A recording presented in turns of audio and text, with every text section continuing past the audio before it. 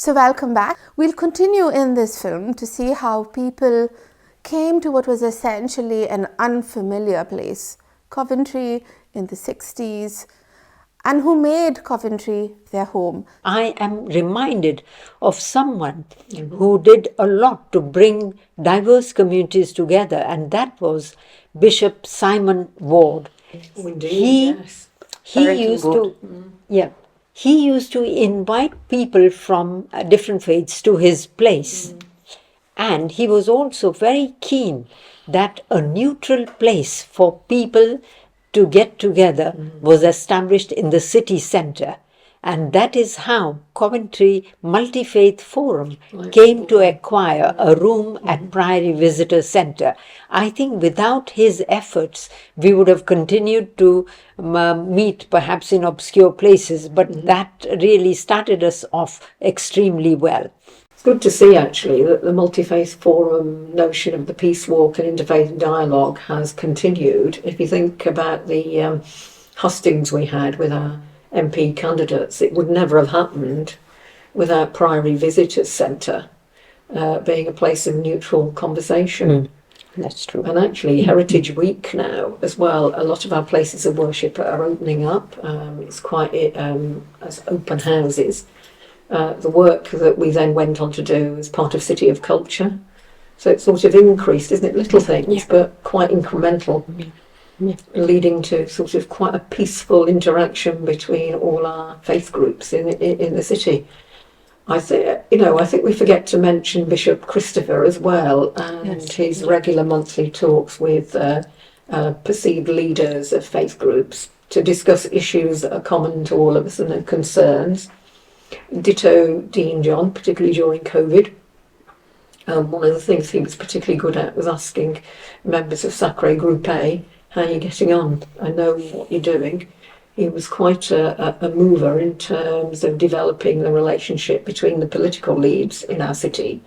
I think other people we need to acknowledge are Reverend Supriyo Mukherjee, who did a lot of the groundwork for the establishment of Coventry Multi-Faith Forum, and also Ramkrishan. He spoke about the importance of the Multi-Faith Forum when he was interviewed by a Japanese professor, Kiyotaka Sato, for his life story, and it's got pictures of the various events, the walks, for example, that you mentioned, and also reminders of some of the very interesting sort of stands that were taken, like the New Year Declaration of Faith Leaders in 2003, in concern about a possible war in Iraq, which I think is of historical significance.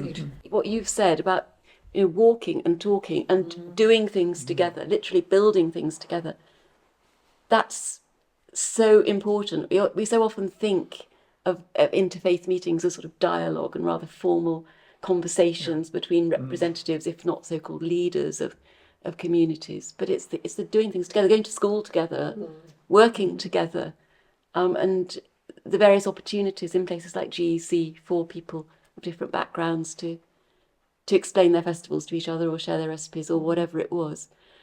And in all of this, language has played a vital role, both positively and negatively, because a lot of the people who probably have felt more excluded from this sort of thing are those who, let's say, were only comfortable speaking in, let's say, Gujarati, and for that matter, people only comfortable speaking in English. I mean, there is an advantage for those people who are talented and able to speak in several languages and to cross these otherwise invisible but very real sort of boundaries between communities. Language is just so important. And then all the work you did, Eleanor, I forgot, as you sort of forget that all the things that have happened that have brought it together. I remember with Vimla's family, where you wrote little books about real people and how they did things within the city, were great reading books as a starting point. Well, normalised rituals that our youngsters were seeing. I was very lucky working in the University of Warwick with someone called Professor Robert Jackson, and there was a project over many years which involved my being a field worker going out and meeting people of different faiths and seeing particularly how young people were brought up in different Christian churches, in different Punjabi Hindu and Sikh related communities, in Gujarati Hindu community, and so on. And this was translated in various ways into curriculum materials. It was partly through sort of in-service teaching for people who were going to be religious education teachers or who were actually religious education teachers, but also producing curriculum books which were based on the lives of individuals in different communities. I was very fortunate to be part of that. And it means that as I go around Coventry and I catch the bus and so on, you know, I'm meeting people who were part of some of these projects in the 1980s and 90s, and, you know, meeting their children and grandchildren. And while we still have some of our elders, sadly, we're losing them, sort of in their 90s, but we want to keep their experiences. And in the University of Warwick, there was also the Centre for Research in Ethnic Relations. I had a colleague who was working on the Indian Workers Association, which was very important. Coventry was the place, or one of the places where it started, even before the Second World War. There was some research that was done on the setting up of a Muslim community centre, and so on. So I think Coventry University and Warwick University have, in different ways, tried to be part of this interfaith, intercultural. Coventry is a very caring city. Indeed. All the communities here care. There has only got to be a natural or man-made disaster in some part of the world, and we all come together, we rally round. I'm thinking of the flooding in Pakistan. Indeed. I'm thinking of the earthquake in Gujarat.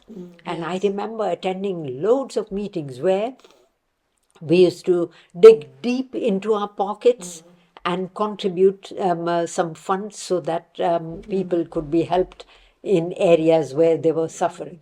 And not just in India, I'm thinking there's support given to the Ukraine community. Yes, true. Our Pradhan, as well as our other faith group leaders, said, look, these are our neighbours. We need to be helping at this point. Yes. So, the whole kit and caboodle. Bosnia, guarantee Khalsa Aid will dive it straight into it, same with Islamic Relief, the Civic Society. So yes, we sort of come together very, very quickly. Yeah, I think so. I think we're very lucky. We've had good examples from across the faith groups. We just need to make sure our youngsters particularly know about it. And I think that probably is the key to Coventry's future success. I was having a conversation with Gareth Jones, who for 4 years worked in an interfaith way in the West Midlands, and in Coventry in particular, in his first year. And he was saying how in his experience the cathedral is our cathedral, and that's what he heard people saying, whatever their religious background was. And it's usually the first place we take our visitors to. Really very keen to see the cathedral, talk about it. In fact, actually, as minority groups as well as faith groups, whenever we visit abroad, visit our families, we talk about Coventry in a very positive way. And it's one of the places most people will have heard of. I remember an elderly Hindu friend of mine years ago, after her husband died, I saw her in the cathedral, and she said, well, every month I come here to say my prayers because this, in a sense, is my local temple. So it's the cathedral that I come to. Oh, that's fantastic. That's why it is called the People's Cathedral. Indeed. I hope different faith communities are becoming aware of the ventures that start in another faith community. So, for example, somebody in our Quaker meeting heard an item on the radio about Sikh relief work for those who are hungry and so on. And so he asked for our Quaker meeting to make a regular donation to a Sikh charity. Indeed. And based in Coventry. So I hope there'll be more and more awareness of this, because I think many people have grown up in the Christian churches sort of thinking of, I don't know, philanthropy and so on as having a Christian origin. One of the things that which delights me now is to see in the cathedral, among the choir boys and girls, the black children learning music at a really quite high level and learning to perform in public and all the skills that will give them. But you wouldn't have found that a generation ago, I think. The community we've forgotten to talk about is the Jewish community. Indeed, if it hadn't been for them, wouldn't have engineering.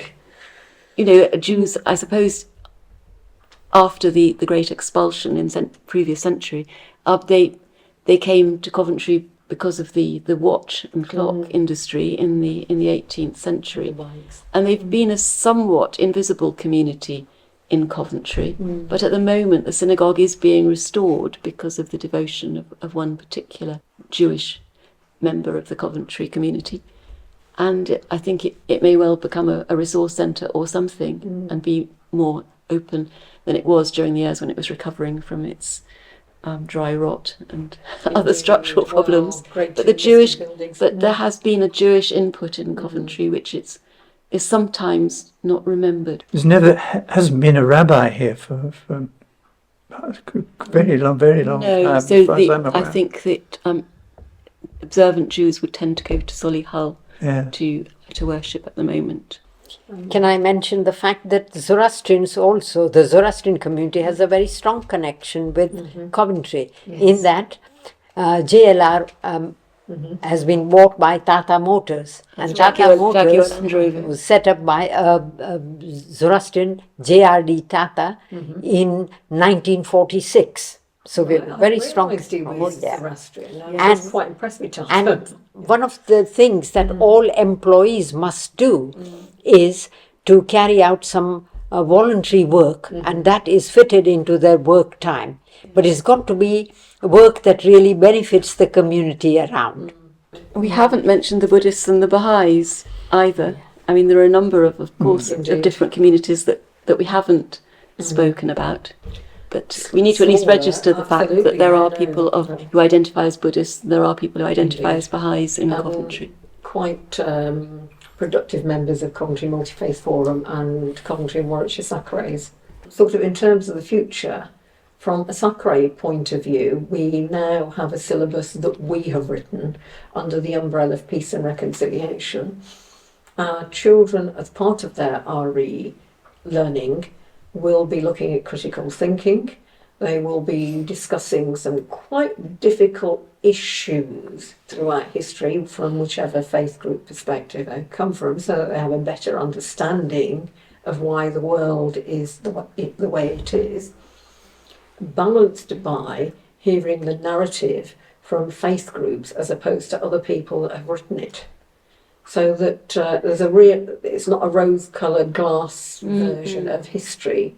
I'm anxious, certainly from a Christian perspective, about the growth of a much more conservative, with a small c, attitude to religion generally. Perhaps it's not only the Christian experience, but it is, I think, in the churches in this country, certainly the Church of England, it is the more conservative, less open attitude to faith and particularly to moral issues, and sexual ethics is as you may realise, is a very contentious topic in other religious communities. Similar. I mean, parallel sort of moves, both to openness but also to conservatism. And yes, there's one thing that we haven't particularly raised, which I wanted just to mention, that actually some of the interfaith activity in the city increasingly is in interfaith marriages and interfaith partnerships. And that's where real discussion happens on quite hard issues sometimes, which are often to do with aspects of culture which, as far as one person or the other is concerned, may be inseparable from religion. And it's very easy for religious people in interreligious settings to agree about things like love and service and so on. And people tend to have the same values, but they stack them in a different order. And so somebody from one community in a marriage may actually regard something like, I don't know, family honour very differently from somebody from a different community, or There may be very different attitudes to personal space, or to the importance of generosity and the level of expenditure, that these things differ between people of different communities. And it might seem to be because somebody is Hindu and different generations. It might seem to be because somebody is Hindu or somebody is Christian or whatever, but it's equally to do with coming from a particular South Asian or African or European background. And it can be within families that the real sort of interaction takes place, which forms the next generation. We have the largest, the most quickly growing part of the British population, and it's probably true of Coventry, is mixed. And that's not just mixed race or mixed nationality, but mixed faith very often. So we've got this integration happening at an individual, not just a family level, but within individuals who become more and more not just mixed, but spiritually plural themselves. There is more and more of a conversation within themselves between different values and different aspirations and different understandings. And that's the sort of fine grain of the diverse society, which I think is really important. I think it puts questions over what we mean by a religious community. Yes. But I accept what you say, and I think the sort of bilingualism or the sort of internal pluralism is certainly going to happen. How we handle it is another matter. I think how far we have come is been illustrated by what we've been saying. All the communities in Coventry have formed something like an orchestra. An orchestra has several instruments played, and I believe that in Coventry no instrument is being played out of tune. Indeed. Oh, that's a really good analogy. I do like that. Thank you very much for watching this video. You will have heard in this video from Eleanor, a white Christian woman who married an Indian man and whose children grew up to celebrate a diversity of faiths, of identities, of cultures in their personal lives and also in their city. To date, Eleanor runs little walks every now and then, if you ask her nicely, where she takes you to all the different places of worship in Coventry and where you learn of their significance. My hope through this video is that you have learned of the significance of these communities, of these people, and of the identities that they hold, that are specific to themselves, but which might also be the identity of your best friend, of your classmate, of your work colleague.